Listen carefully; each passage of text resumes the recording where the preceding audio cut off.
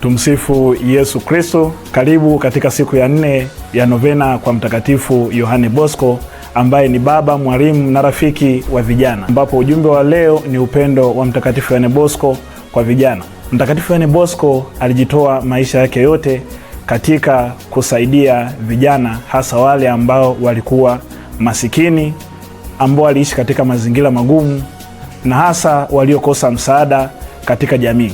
Aliweza kufanikiwa kufanya yoyote kupitia upendo, ambapo upendo ule ulifanya vijana wamuone kuwa rafiki kwao, baba kwao, mwalimu kwao, na kupitia hayo yote aliweza kuwasaidia katika nyanja kiroho pamoja na kimwili, na utume wake huo tunaendelea nao mpaka leo. Basi tunapoendelea kusali novena hii, napenda kuwakaribisha tuweze kushiriki katika tone hili la upendo kwa kumwomba Mwenyezi Mungu tuweze kuwapenda vijana, kuwasaidia kwa moyo unyenyekevu na uvumilivu. Vijana ni hazina ya taifa, lakini na kanisa pia. Ni taifa la leo na ni taifa la kesho pia. Tone la upendo, tushirikishane. Asanteni sana.